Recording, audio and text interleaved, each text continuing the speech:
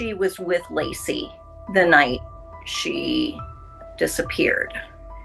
She gave a lot of details in this video with audio about her interaction with Lacey, and some troubled interaction with some people that they were with and that threatened her, and made specific mention. I made some notes, something about you wore a wire, which we've never heard that before.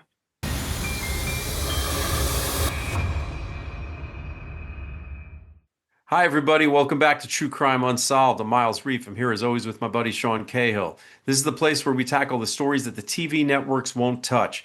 Unsolved homicides, missing persons cases, stories without an ending. Sean, what are we getting into today? Today, we've got an interview with Lacey Anderson's father, Mike Anderson, and his wife, Barb. But before we get into that, I did want to just do a little bit of channel news, which is that, look, over the past couple of weeks, we've been covering Lacey's story, and we have interviewed a couple different people. We've interviewed her mom, her sister, her brother-in-law, and then we've also gotten a lot of information from people who knew Lacey, people who were involved in her social group, and people who just live in Norfolk or in the surrounding area, an overwhelming amount of emails and phone calls and messages giving us just more background information on this. And so I wanted to make a couple of clarifications because I think it's important moving forward. And Miles and I want to be accurate in the way that we frame things and discuss things. So earlier on in some of our videos, we had discussed the alleged article that came out at some point in the summer of 2009. We don't know from what newspaper this is alleged to have come from, but this article, according to Lacey's family and other people, did mention that she was cooperating with investigators in the case of the drive-by shooting that she was involved in. We had used the word informant, and I think some of our guests may have as well, that this had sort of outed her as an informant. I want to be clear that an informant is probably not the right word to use here. That sort of signifies somebody that's working undercover or behind the scenes. Lacey was cooperating in an investigation, that she was involved in the crime that this investigation was concerned with. And so informant is probably not the right word. And I want to be super clear. We have been unable to find any newspaper article that explicitly says she was an informant, working as an informant, or outing her in that capacity. There was, of course, media coverage, like I said, about her role in the investigation into the drive-by shooting and some of the information she gave police. And I think that the important thing to remember here is that Lacey herself and her family and her friends were concerned that even that small level of information could be misconstrued by some of the people in her life who may be engaging in separate criminal activity to think that, okay, she may be also informing on them about something. Just because she talked to the police on one thing, though, doesn't mean that she was doing that. And as far as we can tell, that was never explicitly reported by anybody that we've been able to find. So we just wanted to be clear about that, because I think that it's, as we're having these conversations, sometimes some of these words can get a little bit confusing, but the important thing here is we want to just keep our clarity going forward. And I think it's important that we raise that issue for everybody. Yeah. And it is interesting. I will say it is interesting that we've heard the same thing from multiple people that we've interviewed. But again, I think it's really important that we stress that this is not something that we've seen explicitly. And, we have to be careful with how we phrase stuff. Yeah, and the final thing I'll say about it is that, on top of that conversation, as everybody was looking and scrambling, trying to find this article for us, suggestions were raised and discussed on some of these videos about, is it possible that some news organization could have scrubbed their archives, maybe taken it down? We have no evidence of that. We do not have any proof that that happened. Again, we don't even know where this alleged first article was supposed to have been published. So it's impossible for us to say for sure that anything like that happened. We have no evidence. Right. So yeah, if there's something that we've never seen and we never know for sure that it existed, it's impossible to tell if it's been taken away. Yeah. And so just in the interest of clarity going forward, we wanted to drop that on you guys ahead of this video.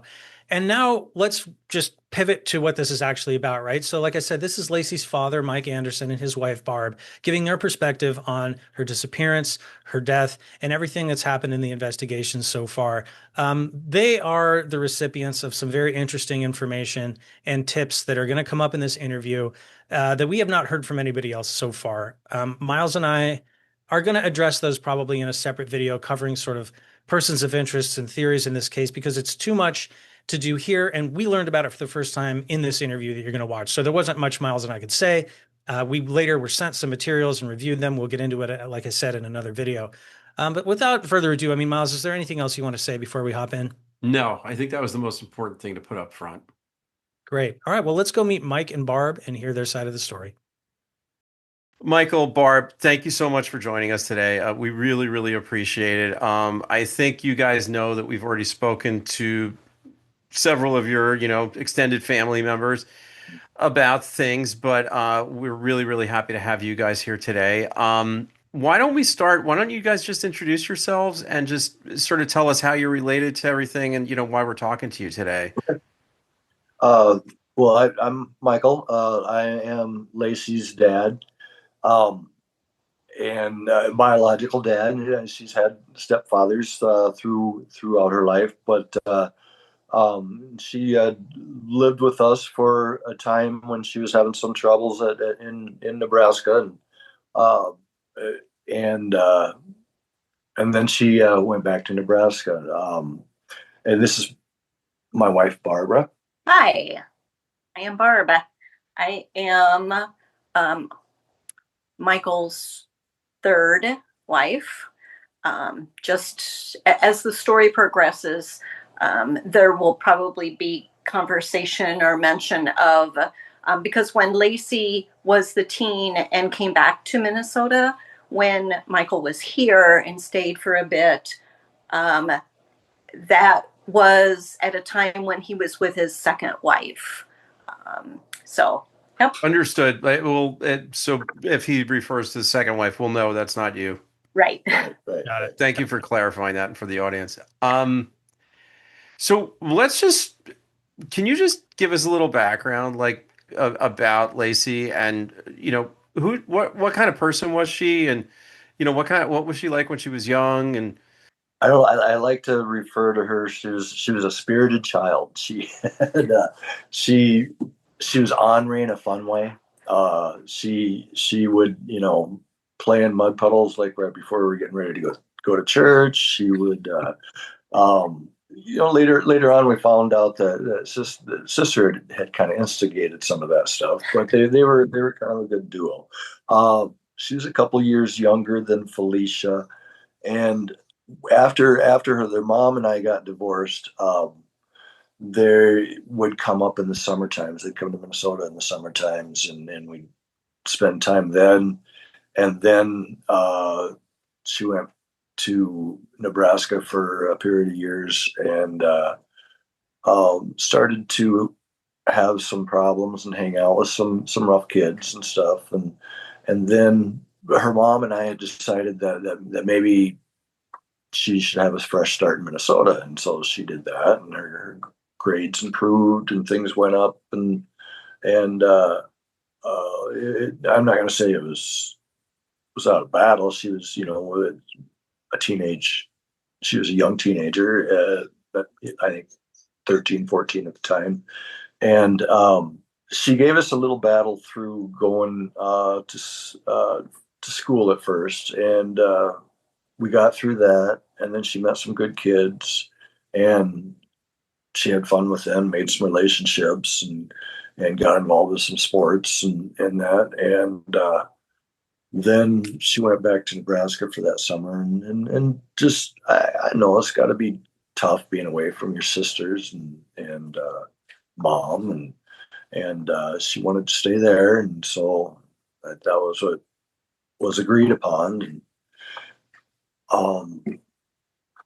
there was a court battle though, because when she went back there after about a year or so, she went back to the old behavior, and so her mom and I did go to court, and the court decided that she should stay with her mom, and then we lost contact. Their mom and I obviously had some falling outs at that time, so we had lost contact for. I didn't hear from her again until um, about 2 weeks before she disappeared. She called me up and she said, "Dad, I'm in trouble." she had gotten involved with some people that did a drive-by shooting, and she said, she was bonded out of jail at the time, but she had asked if I could help find her a treatment center in Minnesota because my second wife at the time was in that line of work. We got her one, and answered back right away. We can come get you this Friday. And she said that she didn't think that the courts were going to let her leave state because she had a pending court date. Michael, what was it like for you after a couple years of losing contact with your daughter? And when you lost contact, it sounds like you were already worried about her. And then the next time she calls, it's probably even more serious than you might have imagined. I mean, like a drive-by shooting is not a joke, right? That's a pretty big deal. It wasn't a joke, and some of the guilt that I keep with keep with me on that is I said, honey, I said, participate with law enforcement. I said, do what you need to keep yourself out of prison. I could never imagine that it would be somebody that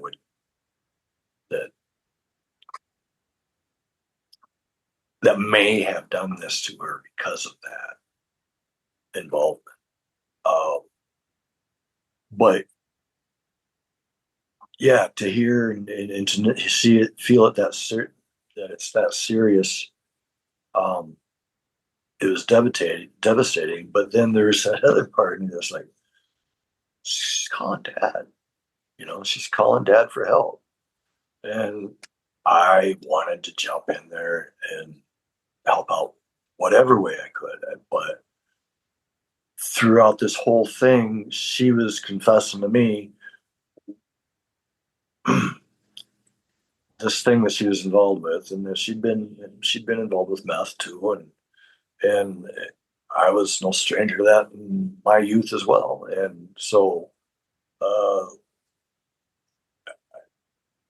it it was heartbreaking to hear the trouble she was in, but yet I felt like she was reaching out, and I felt like our relationship was going to start new.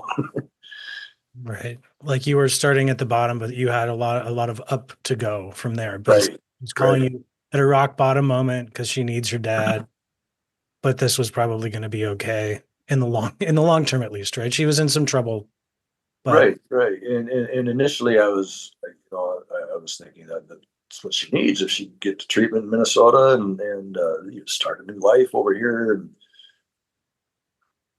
Well, what we've heard from your ex, it's not the exact same story, but it also sounded like your daughter was about to make a change. Like she'd realized it where she really was did. at. It did feel like that to me. It felt like, yeah, she was going to make a change. Um, and that's what I know when Pam had called me and said that Lacey's missing. I thought, like I said, I'd been down that road before, and I thought maybe she went out for one last binge, and we're going to find her in a couple of days. Everything's going to be all right.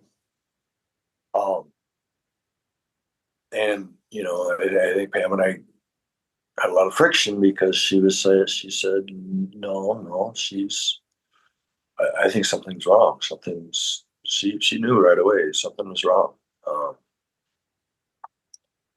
And didn't you tell me that a part of you on the hopeful side also wondered and hoped that maybe she was on her way to Minnesota? There was that as well. Yeah. oh wow, like she finally got to the point where maybe she was just ready to say, Yeah, she was going to show up on my right. doorstep any Yeah. day. Right. So, Michael, when she gave you that phone call, or maybe in your conversations right after that with her, and she was telling you about, you said she was scared, right? Was that just scared of the legal consequences, like the fallout from the crime, or was she scared of the people that she was involved with too? There was both of that, and I belittled it. I thought, this is Norfolk, Nebraska, and they're. I've been through the same thing, I had, but I didn't take that. I didn't take that deal. I'd been through the same thing years ago for a marijuana charge, Mhm. and they had asked me, to wear a wire, and I said, "No way, huh? I'm not going to do it." Well, I got a long time in jail because of that. That was my hope. Was that and I remember the cops saying, "What do you think the big bad drugs dealer's going to come and beat you up or kill you or retribution?" But I just didn't say anything. And then so I thought that I could relay that. I thought it might be the same situation, I guess. And I was sorely wrong. Um, they, I don't know if she cooperated with the police. From everything that I've discovered, she did not. Um, from all the questions I've asked since, she did not. There's lots of different stories out there, though, on what may or may not have happened.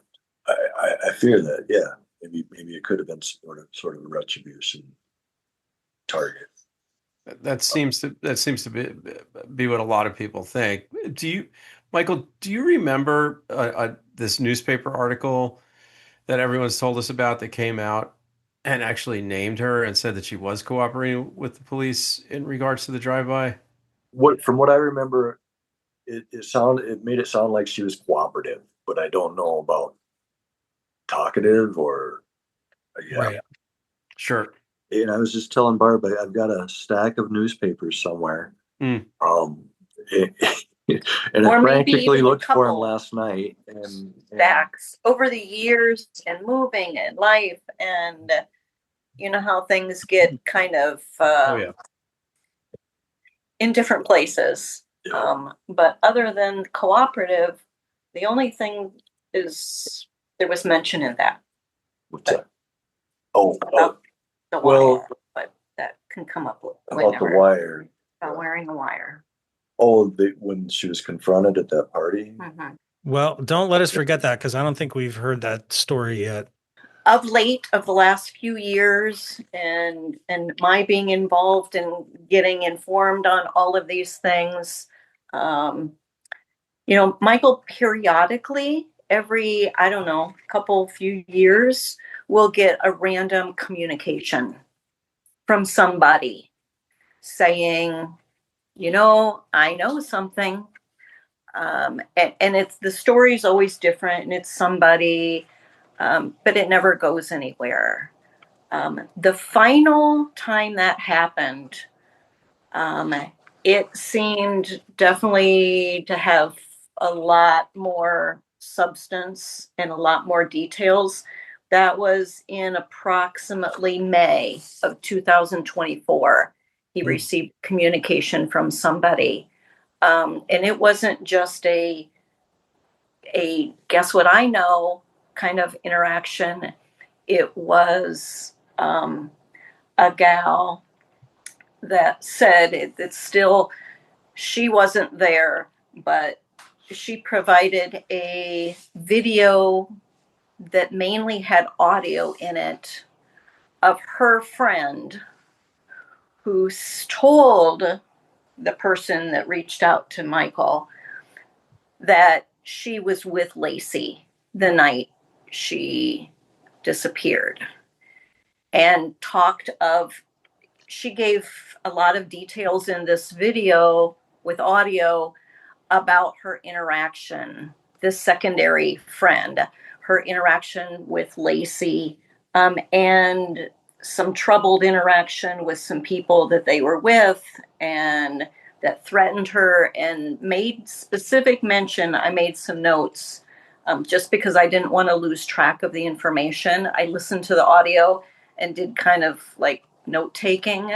And one of the comments, one of the couple particular guys there said was when he threatened her and said something about you wore a wire,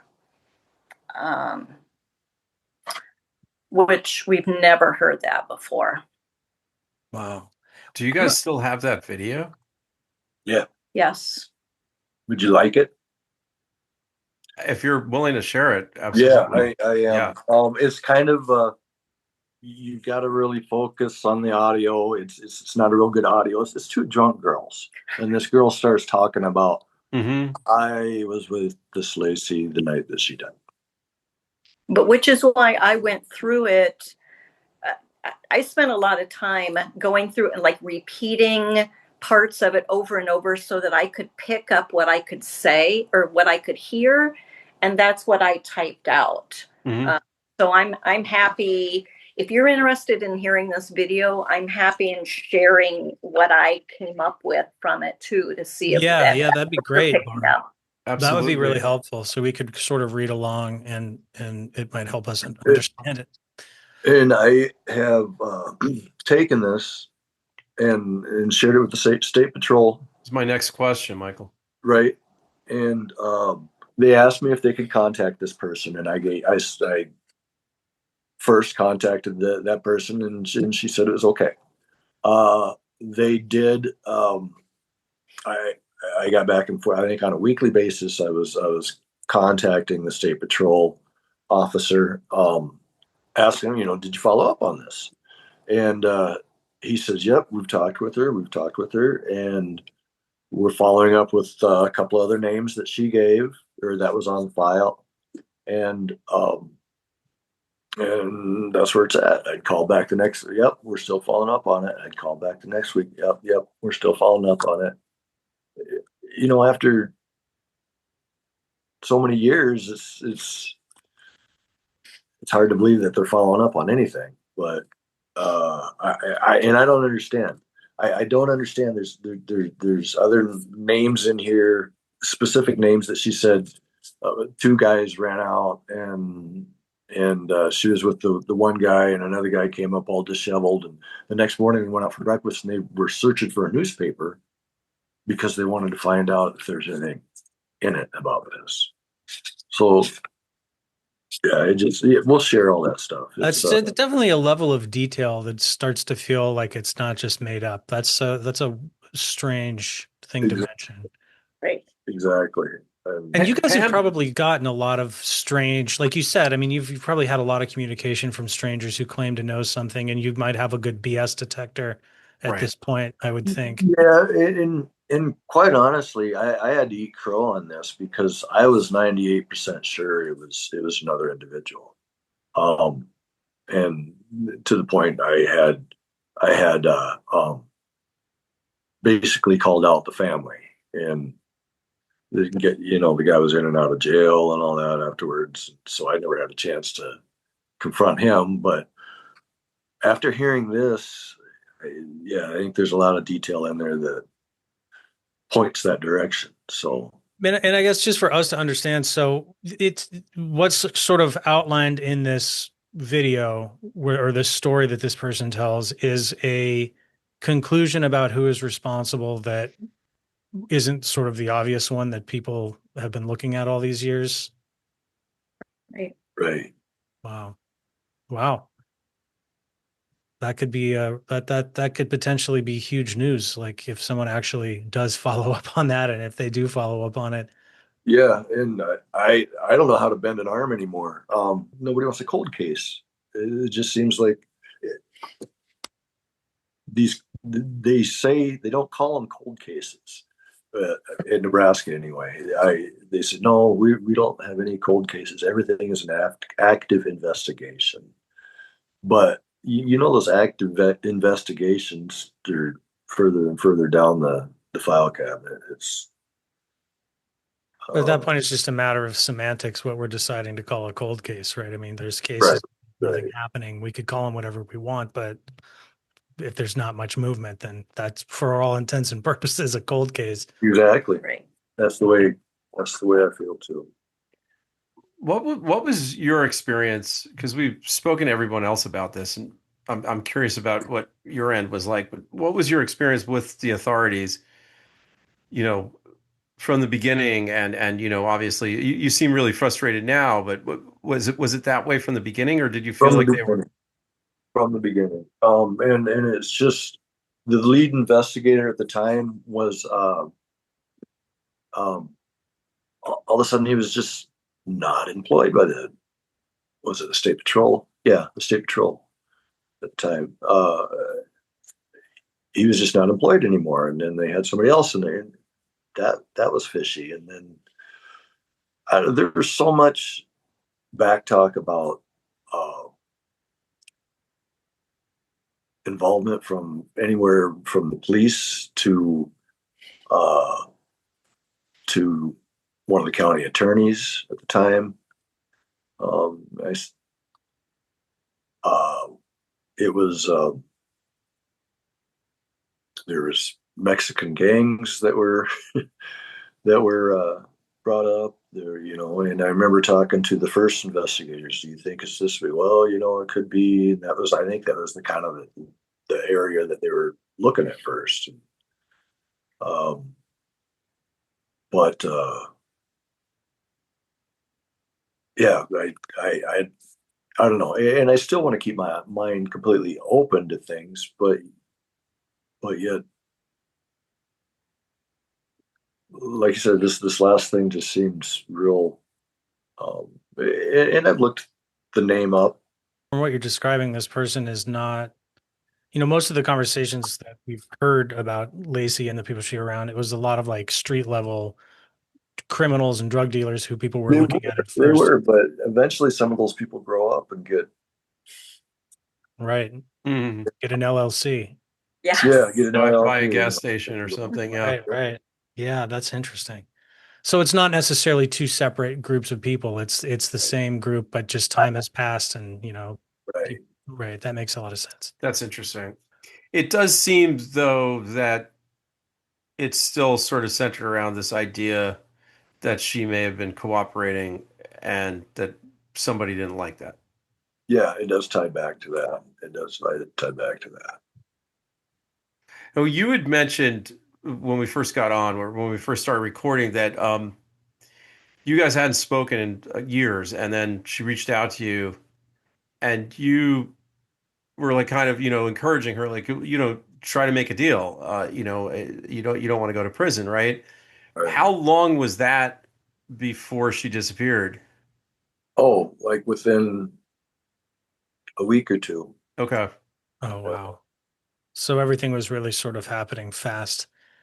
Well, I did want to ask you because this is one of those cases where she was a missing person for a couple months, but then there's the other part of this where she was found dead, but still under mysterious sort of circumstances, right? Because like when we talked on the phone, you were telling me they just couldn't get much answers out of her remains, Mhm. which sometimes there are a lot of answers when they find somebody and sometimes there's not. So what was the time like in between for you? Because months is a long time not to know where your daughter is, and I'm sure you had a lot of concerns about those phone calls you had and how that might tie in. Right, I did. Like I said, at first, I I was thinking that she maybe went on a last binge, or maybe she's going to show up at my doorstep and say, "Hey, I'm ready for that treatment center."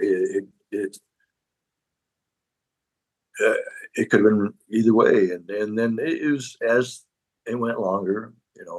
A week had gone by, and 2 weeks, and I think about at the month mark, it hit me that this can't be right. This is not. I don't know if I was in denial up until that point, um, but Hopeful. or hopeful, or just I don't know. Uh, um,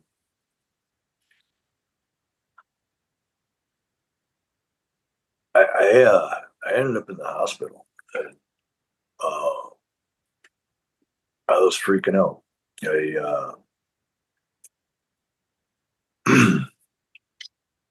I had gotten out of the hospital, and then about a week later, um, I had a home office, and I was sitting or standing in front of my desk. And Pam had called me and said they found the body, Michael and Miss Lacey. And you hear about people that their legs go out from underneath of them, but I mean that actually happens. I was lucky there was a chair behind me. But I don't know. I think I went through a hopeful to denial stage in that missing period, and then when it hit me, I was no help at all because I was I had a hard time. And then even after, there's periods that I've got memory loss because of I think this time and the drugs I was on, prescription drugs that I was on, and there's a lot of memories that are lost there. So that's where Pam and Felicia are a lot better at analoging all that than I am. But dealing with the law right after that was even more of a frustration. I was reassured all the time that they're doing everything they can, but of course, after a week or two, you lose faith, and then the conversations are a little bit more dreaded, and a little bit more heated. But so I guess that's the way it's been for me when she was missing up until shortly afterwards. And it sounds like what you're describing at the end there seems to be how it's sort of continued to today, as far as frustrating conversations with investigators and feeling like you're telling me one thing, but year after year is going by and I'm not seeing any movement. So, I mean, do you guys always have to call them? Has there been a period of this where it's never been, they give you updates? I think at first, the initial investigator I believe that she would, or he would talk to Pam once in a while. I think that they had communications, um, but yeah, I've always had to reach out to everybody. Barb, can I ask when you enter the picture here? Because like you said earlier, I can tell you've been helping with this, and obviously it's very close to your heart. But when did you guys meet, and how did that happen? About 11 years ago. I the majority of my adult life, I lived also in Minnesota, but I had gone through a divorce, and my hometown and sisters and mom was in West Central Illinois. So after my divorce in 2009, and then my two kids were young adults in college, I decided, if there's a time to go back and just spend more time that I didn't get to have as an adult back with my mom and sisters, now is it. So I did that in 2012. I was there for 3 years, but after I was there for a couple years, then I finally got to thinking, maybe it's time to actually see if, dating is a good idea. Um, so I work in the medical field, so go to work, come home, that's about it. So I tried the online dating. Literally just started it right before Christmas and came back up to Minnesota to visit my kids for Christmas. And while I was up here, of course, it works on GPS. So I was just looking and, oh, found a good opportunity right here. And it just, we clicked from the very beginning. So that we had kind of an online and phone and get together every 2 or 3 months relationship for close to a year. And I came back to Minnesota. So that was in 2015. And then we got married in 2017. And, as I learned about Michael and his life and the tragedy that he has had to endure, and then getting to know the family, meeting his daughter Felicia and Nick and their 2 girls was such a blessing, and just felt like just it was wonderful. They're such fantastic people. And then soon after meeting them, I was allowed to be involved in we did an annual motorcycle poker run in her honor. And so I went to that and then got to meet Pam. And I guess after the years and everything that they've gone through, they had a decent relationship at that point. And then when I met, we all get along so wonderfully. We don't get back there, unfortunately, very often, but when we do, we have so many photos of all of us, Pam and her current husband, and the kids, and us all together. I just feel like having that kind of relationship now is not that common, and it's very wonderful. Yeah, what a blessing. That's great. And I'm sure, what you guys have been through kind of puts everything else in perspective, I would imagine. Oh yeah, definitely, definitely. Yeah, Pam and I buried all of our hatchets over the years. The stuff that, exactly like you said, it puts things in perspective. What seemed important before is it's nothing. And we share a couple beautiful daughters. Um, I know you guys talked to Felicia, and she's just an amazing young woman, and um, her husband and family are just as amazing, and it is it warms my heart just being with them. But then it also, usually when I'm driving home, I'm thinking, I wonder kind of family Lacey would have right now. I wonder, if she'd have kids in the picture, or what she'd be doing, because she'd be just as beautiful and wonderful, as Felicia. Um, Yeah, one thing Miles and I have talked about is the idea that Lacey's story is so dramatic and so overwhelming in detail, but it's easy to lose sight of the fact that she was only 19 years old. I mean, she had so much ahead of her, and just because she was in a tough situation at that point in her life, it doesn't mean that the rest of her life would have been difficult. I think like we talked about, it seems like this was a moment she was ready to turn things around. And before even turning 20, I mean, like that's a good thing, that could have gone in a really great direction. And so it's good to hear that you guys are of the same mind, I Yeah. think. The fact that she was looking into treatment, that the fact that she had expressed regret to her sister and, to her mom, and I don't know if to you as well, about some of the things that she had been involved with.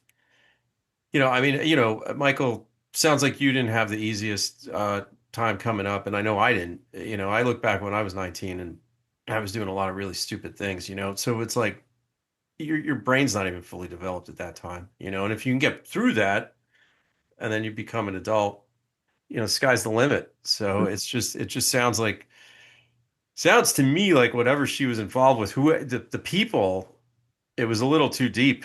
It sounds like she was in a little above her head Definitely. with some of these folks. Yeah, and yeah, I minimized it at the time. I just thought she needed to change location and things would be fine. But I just minimized it. And here we are. Well, who could know? Yeah, Yeah, because I think, 99 times out of 100 or even more, you had the right advice. I mean, this is a really outlier, unusual thing. I don't think you right, could have seen it right. coming. There was a lot of people in that circle that were suspects, and I believe that this other guy too. Um, I think this other guy, this Tim, I can't remember what this is. That's all right. Yeah, this I believe he was within that circle too, one of the overlapping rings of that circle. And you were talking about the gentleman that's named in that Right. phone recording that you got. Correct. Yes. Correct. Right. So it's not so far outside of the, the running theory that was there for so many years. It's not like a complete stranger. It's someone who would have been involved and probably for the same reasons, just maybe not the person that everybody else was kind of looking at. Right. Right. And I like I say, I hate to derail things if the truth lies another direction, um, because I've been derailed before. Uh, um, but I'd just like to see and hear how this plays out. Whether it be a conversation from the police officers that say, "Yeah, we've talked to him and checks out, everything's fine," and nothing like that. It's like all I get is we talked to him and we're following up on another. I talked to him, ongoing. We're just ongoing with this, and We've heard a lot of stuff, especially from Nick, that kind of points to, and you mentioned some things that there might be some larger sort of corruption in the area or corroboration between authorities and the people who were putting drugs on the street. How do you guys feel about that? Like, where's your heads at on that? On that? I'm not doubting it at all. But my main focus and concentration is who did this act. I don't know if I want to. I don't know how to investigate a county attorney um, without having money for a big court proceeding and to have money for our own attorneys. And um, I don't know how to bring up incompetency within the police department either. And it's frustrating, but it just seems, especially from perspective for 15 years later, that there's got to be some incompetency going on there. But it does seem like you might feel, and I'm not putting words in your mouth, so you can tell me if I'm wrong, but it does seem like you might feel that there are multiple people out there who know what happened. Oh, And that this is absolutely. Yeah. yeah. So then it's a matter of someone's coming forward at some point, right? It's like we've always said at when we did our motorcycle rallies, it was always, we would always have posters and T-shirts printed up that said "Someone knows something," because Hmm. you don't just disappear and nobody, what's that saying? Two can keep a secret if one of them's dead. Right. Yeah. That's well, yeah. That comes up a lot on our Sean and I channel. always, yeah, we always say it's once more than one person knows about something, it's not a secret anymore. Yeah. And in that world in particular, people are going to Oh yeah. talk. Well, and one of the characters that was suspect in this, and I think that's why I started sniffing at him at first, is he kind of used that. He was a low level, meth dealer, drug dealer there in town, and he was known to say, "You don't want to end up like Lacey, do you? So don't cross me." Oh, wow. And there was a couple of times when people would end up in jail then, and then they would say that they know something about this and that they had heard this guy say that Sure. before. Sure. Well, I was told from the county attorney the office, I never did speak to the county attorney himself. I spoke with his assistant several times, Hmm. uh, but I was told by their office that that was just jailhouse rumors and people trying to get out of jail, and which could very well be. And but I wouldn't put it past this clown to say that kind of stuff to try to intimidate people, just to leverage her. Uh, I mean, though, it's an interesting point in this conversation to talk about this because I think that it just feels like you said earlier, Michael, this happened in 2009. People grow up, they move on, and the hope might be that one of these people that knows something gets a conscience or can't carry this with them anymore and does the right thing because it feels like from probing from the outside where the police are, or at least if they are still probing, I know they're saying they're doing it. It doesn't seem like it's going anywhere. So it almost feels like if this is going to get, answered one day, somebody needs to come forward and just answer it, right? This isn't an unsolvable mystery. This is a mystery that could give your entire family closure if somebody just decided to do the right thing. but anybody could say it's so and so. It either needs to be a confession or it needs to be uh, tangible evidence. Which if they don't have a cause of death, how are they going to do that? Right. Right. It's not like they can do ballistics. They don't know how she was killed, so they don't know what kind of weapon. What if she was strangled?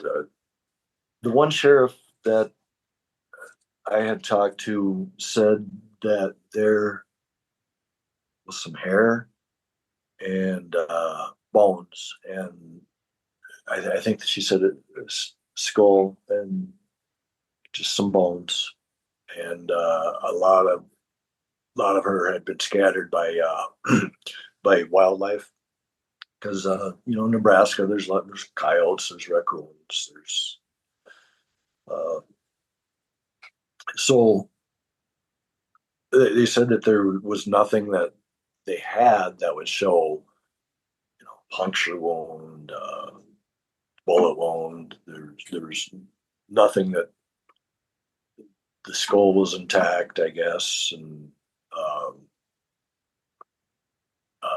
they had a couple articles of clothing. Didn't they have? I think they had jewelry. But yet, in one of the last few conversations since that video that we talked about in audio, and then we kind of revived the communication with the state patrol and county. I think, wasn't it then in our notes somewhere that you spoke with one of the people that said he was on site when she was found? And he said, no details, but he just said, I think there was reason to believe she was moved there, that's not where it happened. Yeah, that's important, I think. I mean, that would speak to homicide, obviously, because if you do something to yourself, you're not going to move yourself after Right. you're gone to a Mhm. field. And if someone stumbles upon you, there's no reason to do that. So, Yeah. He wouldn't go into detail on that, but he did say that there's reason to believe that. And there's so many things that I understand as an investigation. You can't tell everybody every step of the way, but damn it, I'm her dad. Right. You know, uh, and you can't get access to anything because it's still an active investigation. right? Yeah. Right. So even if Sean and I wanted to do a freedom of information request, they would deny it. The Oh, only, is that right? Probably, yeah. I mean, they could deny it on the grounds that it's an active investigation and they don't want to jeopardize it. If it was cold case or it was closed, it's a lot easier to get your hands on that kind of stuff.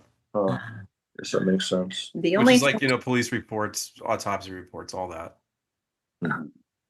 that I've seen that you have is just simply the death certificate. That's the only thing that I've seen. When you first started dealing with the police, were they kind of treating it like, hey, something was done to this girl and that's the line of investigation that we're taking? Or was it just kind of like, well, we don't know yet how she ended up out there? And No, they treated it like a homicide right off the bat. They did, uh, which is a good thing because they could have said, oh, she overdosed, ended up out here, because I kind of got the vibe at first that she was with this bad group that that they weren't going to put too much heart into working the case, Uh-huh. you know. But she, that wasn't who she was. That's just what she was going through at the time. Um, and I just felt like I, I got that from the police initially as well. Whether it was true or just my perception of the time, but I don't know. well, it probably also depended on which cop, right? And like you said, you guys have dealt with so many different investigators over the years, Yeah, and people have dropped out, people have retired. So, and there's different agencies involved too, right?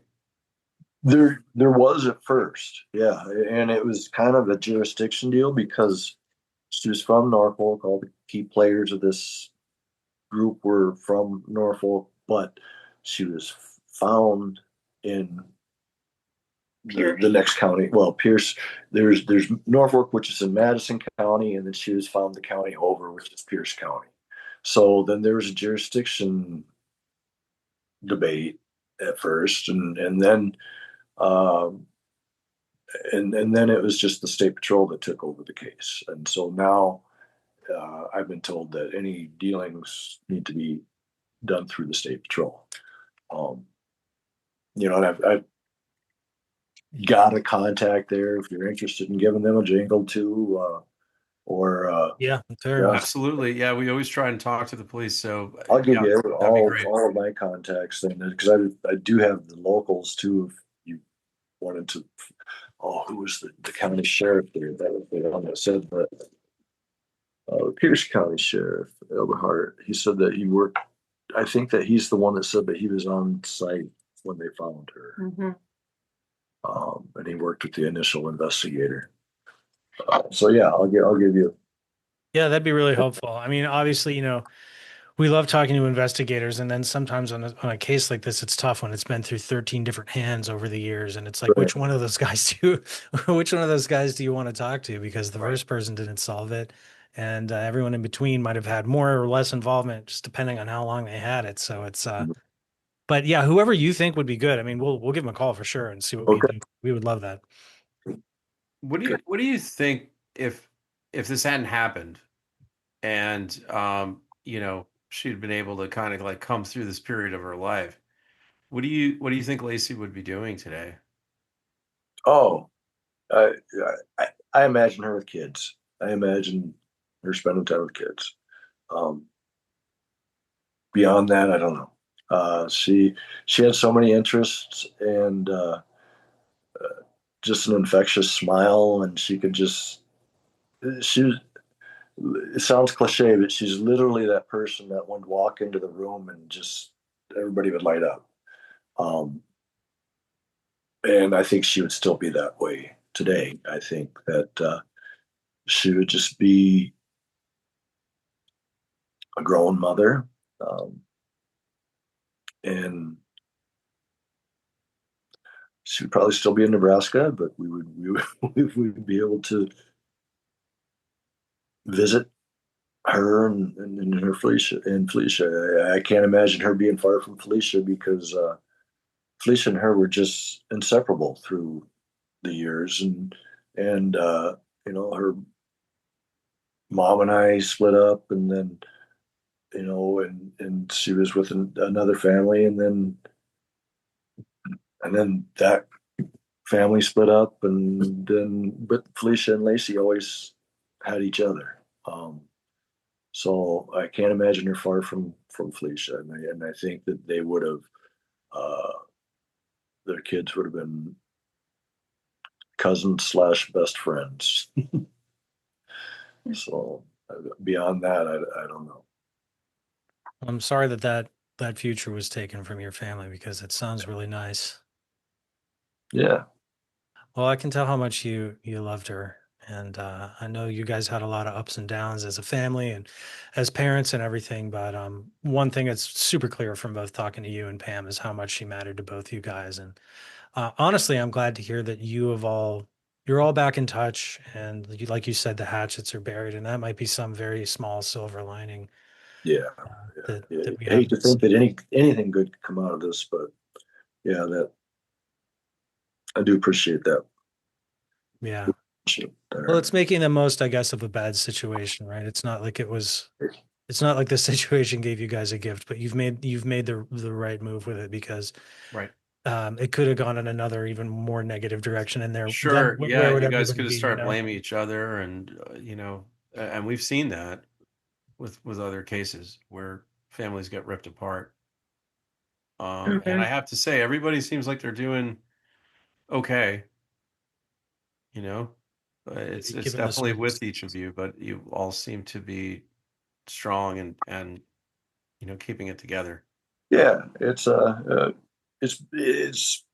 been tough for, well, as you can imagine, for all of us. We all went through our own um, personal hell with this.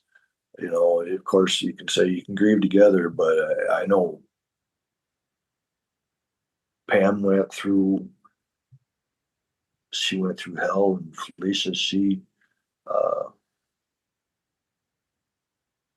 she had some hard times. Then she went through a phase where she was exercising 24 hours a day just to, I don't know. Everybody deals with things differently, but we all got through it, and I think we're all better people. Uh, we're stronger people, but I it doesn't think hurt any less, though. It just, yeah, it it hurts every day. Um, we've learned to deal with it, and I can look at a picture and I can smile one day at Lacey, and then I can look at it and I can't help but cry. And this, and from what I understand with Pam and Felicia and Nick, they're all feel the same way too. And but she's still with us. Um, How often do you think about her, Michael? daily, yeah, daily, every day. Like I said, we've got pictures all around the house that uh, she's still part of our family. I mean, she is our family. We celebrate her birthday by giving her a spot at the table and making her favorite meal, and that's yeah, she's still a valued part of our family. Oh, I love that. very much. I truly believe that she would be looking down and be very proud of the family. Yeah, it would be hard not to be. I mean, I'm on the outside looking in, but yeah, I would imagine so. I'm impressed by you guys. And especially after all these years and everything everyone's been through, you could see a version of this where you didn't want to talk about it anymore and you were ready to try to just move on. But that's not what any of you have done. Every single one of you wanted to do this, wanted to talk about her. And even though it's hard to talk about, it's the worst thing, hopefully, that you've ever been through. I hope it doesn't get any worse than this. You're all here advocating for her because I think you also have hope that this will be solved one day. And what else are you going to do but stand up and tell her story at this point? Yeah, we're not going to get any more answers if we're quiet about it. Mm-hmm. Right. Well, on that note, Michael, if by some chance someone who might know something about this case watches this, what would be your message to that person? My message would be time's short, and I imagine maybe you've got kids now. Um, if you know something about this, for the sake of the family, for the sake of what's good in your heart, uh, just come forward and tell what you know. It's We'll make sure there's all the appropriate links and telephone numbers and everything where somebody could do that. all right, all right. Well, I think this is kind of an obvious question, but yeah, what is your ultimate hope here? I mean, you guys are hoping that somebody will come forward at some point and get some answers here. I mean, it seems like you're actually far enough down the road with some of these things that you might start to even have a clue of what may have happened based on what we talked about earlier. But knowing what happened is different than somebody facing responsibility for it, right? Exactly. I want to see somebody held accountable for this. Um, years ago, I just wanted 5 minutes alone with him, but I want to see somebody held accountable for this. To um, I want him to rot in hell. I do, and I hate to say that because I try to live a Christian life and forgive and forget, or not forgive and forget, but just I can't forgive this. I want somebody to be held accountable and spend the rest of their life in jail. Nothing will bring her back, No. but just having answers, like either confessed or proven answers, And some justice, right? injustice. I think Right. she deserves that. Everybody does. Well, and I guess that's my Yeah, well, and one more thing I guess I would bring up in case somebody that knows something is watching is that in these kinds of stories, everybody wants to focus on the victim being the one person who lost their life. But in reality, there's a lot of victims in this story. Everyone who knew her, your family most especially, has been hurt and victimized by this. And it continues to be that way until somebody faces responsibility. I mean, you live with this every day. You said you think about her every single day. And of course, nobody's going to blame you who watches this. But, the hurt doesn't end just because another year goes by. And doing the right thing isn't just about doing the right thing for Lacey. It's doing the right thing for a lot of people who are still here, and could benefit from that. well, there's right, but the other thing that I keep thinking is somebody got away with this once. Who's to say that they have done it? Maybe they've done it again since then. Mm-hmm. And then it got me looking into a while the statistics on how many unsolved murders are out there. Holy crap! Have you ever looked into that? 50% of That's our all. whole gig here. I Oh mean, my it's god! it's it's It's fully crazy. half. Yeah, Yeah. yes, it is. I'm sorry. Yeah. No. It's I it's felt you. it's why we felt compelled to do this project because It's as just we told you, Sean and I do this for a living, for TV stations, and they don't want to touch the unsolved ones. And there's just so many people like you out there who but don't have any answers. that and then you think, well, there's that many people that have gotten away with this that are walking next to me in the grocery store, that are at the convenience store gas pump. Right? It's just it's just mind boggling. It is. Well, yeah, 50% unsolved. That means that for every murderer we know about, there's another one we still don't who's out Yeah, there. that's comforting. Huh? Yeah, right. It really. Yeah, well, not to end on that high note, but I do really appreciate you guys taking the time to talk to us and to be so, just vulnerable and honest about this. I know how hard it is to talk about, but I think you did Lacey some serious justice, and I really hope that something good can come from this. I do hope that somebody sees something and says something, whether it's this show or they see something else or hear something else. It just you folks are due for answers, and justice sometimes takes longer than we like, but we can always be surprised when it comes late, which it does And sometimes. sometimes it doesn't. We've seen it happen. I would be tickled. I guess at this point, I've almost reserved myself that I'll probably never know. I may never know. But oh my gosh, I'm open to be pleasantly surprised. I am open to be surprised with some answers. In the time that I've been involved, I've been astounded at the way that there may be spells where everything is kind of quiet about it, but our family and friends, we do what we can, but there's only so much you can do to put things on Facebook again, like posting it over and over, or on the anniversary of her disappearance, or when she was found, or her birthday. We have a couple of Facebook pages. Um, Justice for Lacey, and also then when we were doing the bike rides, the loud pipes, and we would post things there just to keep her in the minds. But that gets out to such a small area, locally, and there's only so many people that you can reach that way. That Yeah, makes and a I lot of mean, sense.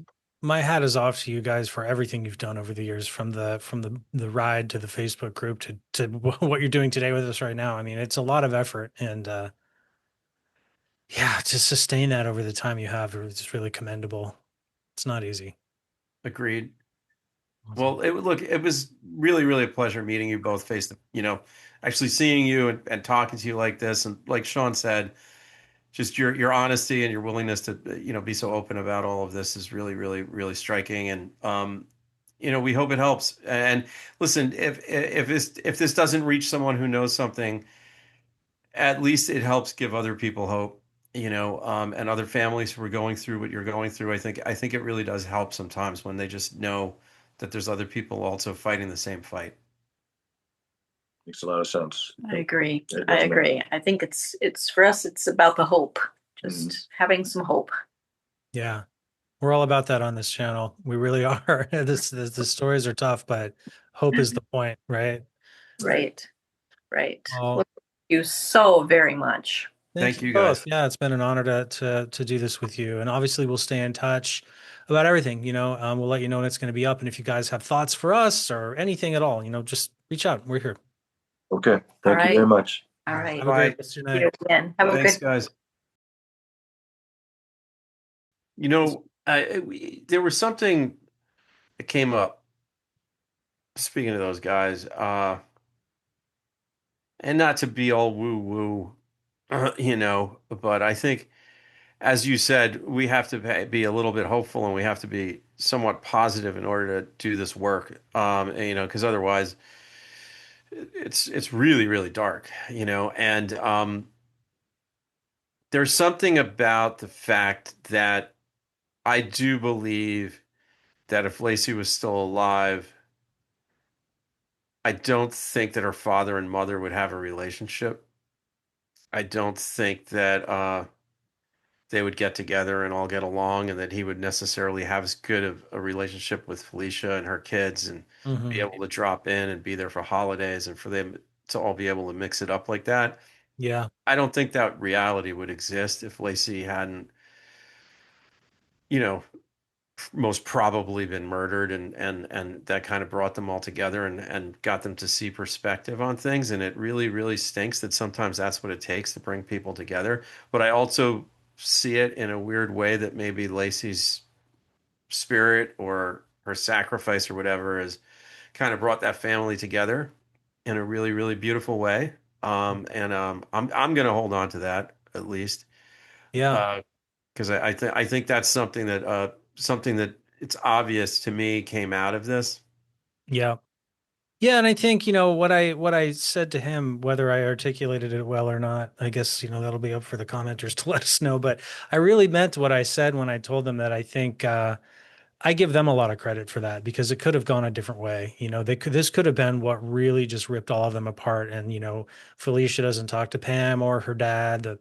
Michael and Pam despise each other and they've got this loss in their life. And it's just this like unbridgeable gulf because you do see that happen sometimes. And then the future for all of these people is even bleaker for it. But it takes a lot of, putting your ego aside and recentering what's important in your life to take something this horrific and find something positive in it, which is to circle around each other again and rediscover why they once liked each other.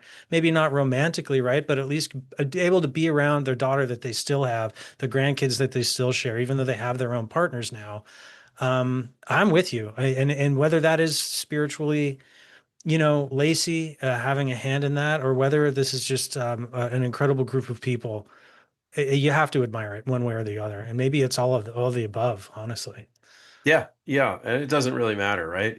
All that matters is the result that, like, you know, Michael gets to see his grandkids, and his grandkids get to have a relationship with him, and there's no tension, and at least that's something.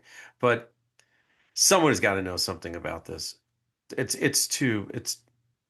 the I know I keep harping on this, but the culture within the culture that this happened in, the nature of the people involved in that, you know, like Michael said, maybe someone's sort of grown out of it and has straightened themselves out and now has a life, and maybe they've grown a conscience.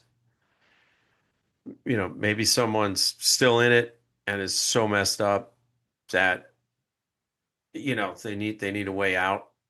Yeah. I don't know, but there's got to be multiple people who know what happened to Lacey, and I really, really hope that someone comes forward. And I'm not saying our little YouTube channel is going to be the catalyst for that, but I would really hope that if anyone does see this and they know someone who knows something, or they've heard something, or someone once said something to them, that they would push for that to come out, or make a phone call, Yeah. or send an email. No, and you're right. I mean, whether it's this or something else. I mean, we're just one more candle in the dark on this one. It sheds a little light somewhere, but keeping her story alive, on Reddit or on other podcasts or whatever you got to do. I mean, I think you're right. It's just about not letting people forget this because if people can put Lacey in the past and stop talking about it, it will never get solved. Right. It's the kind of thing you have to keep picking the scab off the wound until someone brings a band-aid over. I don't know if that analogy works, but like you can't leave it alone. And I know, that's again, so what we were saying to Mike and what we said to Pam, it's like you guys are doing a great job of that because I'm sure there is a temptation to try to find a way to stop thinking about it and to just take the good memories you have and like, move forward. In some ways that, some people do choose that. And it's not a wrong choice. It's person to person, but they are really dedicated to making sure that this gets solved. And it hurts to stay involved. I know it does, but they're doing it. Yep. Oh, and it reminds me of why we do this, Mm-hmm. because this Yeah. isn't always easy, and I know we're just two guys sitting here in front of our microphones recording people over Zoom, but guys, we have to sit here and we have multiple conversations with these folks before we even show them to you guys, and then we have to watch, sit here and do this, and then we have to watch this and edit it, and it's a lot of trauma to absorb, A lot of emotional exposure yeah, over time. Yeah. yeah, but I think there's a good reason why we're doing it, and I think this case is a perfect example because just as you said, so Yeah. young and so much ahead of her, and like, what had she really done? You know? What had she really done that was so wrong? And someone's Nothing. going to hit a comment at, well, she was involved in a Right. drive-by shooting, I'll and tell you what she did. Yeah. yeah, yeah, and I'm well aware of what she was complicit in, but I don't think she deserved to lose her life. I think it all comes down to that. It's like we're not trying to say she never did anything wrong. She obviously did. She had some trouble with substances. She had some legal trouble. She'd been involved yeah, in a very serious crime. These are all things that people can grow past. And whether it's they serve some time and like repay some debt to society, or they get sober and make amends. Like, there are methods for people to grow away. There's off ramps from that lifestyle. And she wasn't given that opportunity because somebody took her life. And I think that's the tragedy here. Her life and her legacy got paused at the lowest possible moment. Yeah. And she was denied the opportunity to grow past it. And I think that really sucks. Something tells me that the person or people responsible for her death are not suffering the same consequences that she did. If Michael's tip is to be believed, it sounds like no. It sounds like if that is the person responsible that they've been led to, sounds like that person might actually be doing okay. It does seem like no matter which direction you're leaning as far as who could have been involved, and there are multiple suspects, we're going to do a whole video about all the persons of interest in this case. But no matter which way you lean, everyone's still here. Everyone's still alive. Everyone's still, findable, which means that justice for them is not out of the question yet. It's just a matter of how can we prove it? How do we figure it out? And how, those are the parts of the justice system that are depressingly slow and complex and difficult. But it does happen. I mean, you hear about 40, 50-year-old cases getting solved and they drag some old guy out of a retirement home and put him in prison. It happens. I hope it doesn't get to that point on this case, but it's surprising how far back in time they can go to solve a crime when there's still people living and breathing who remember it. Yeah. And, the fact that it has been able to not be solved for so long, maybe there are more than one person involved. Maybe there is some sort of cover up. I don't want to get all, at the end and put on my tinfoil hat.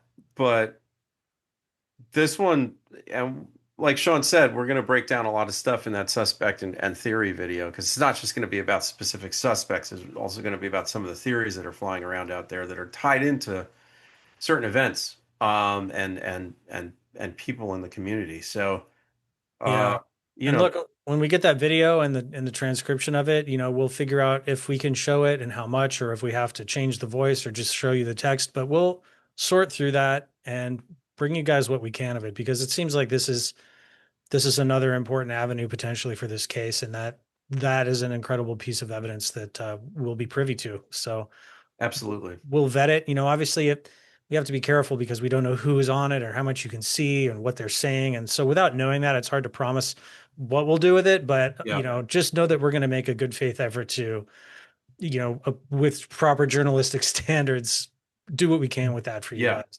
Absolutely. Well, listen, guys, let us know what you think. As always, drop a comment. Obviously, let us know what you thought of Michael and his story, but also, let's continue the conversation about Lacey, and let's keep her name alive and keep talking about what may have happened to her, because I think that's what the family wants. And that's the way that this thing's going to stay alive, and that's the way that hopefully eventually justice is going to be served. And don't forget, we are now an audio podcast as well as this YouTube channel. So if you are in your car, or you're jogging, or you're riding your bike, or you're walking your dog and you want to listen to us, just go to Apple Podcasts, Spotify, Amazon Music, anywhere where you find your podcasts, look up True Crime Unsolved. You're going to find us. You're going to find everything that we've done except for our comment reaction videos, which we're keeping as YouTube exclusive. And you can go back and you can re-listen to stuff and subscribe, and you can leave us comments there too, which people are starting to do. So yeah, thanks for the support, everybody. Absolutely. And let me do something to blow everybody's mind really quickly. I'm going to flip that on its head. If you're somebody who's only heard this as a podcast, we are also on YouTube. And if you were listening along all this time thinking, man, I wish I could see what these people look like, I wonder if there's pictures of Lacey. Oh man, you're in for it. Check out True Crime Unsolved at YouTube, because it's a whole other world of experience when you can actually sit here and see everybody having these conversations. That's right. The YouTube is the OG for us. That's where we started, and we're staying there.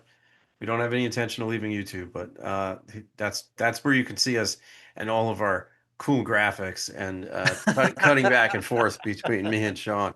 Right? It's very high tech over here. Yeah. All right, guys. Well, let us know what you think in the comments. This is one of those cases where everybody's opinion is welcome, and we're very eager to hear yours. So with that being said, we will see you guys next time. Thanks, everybody.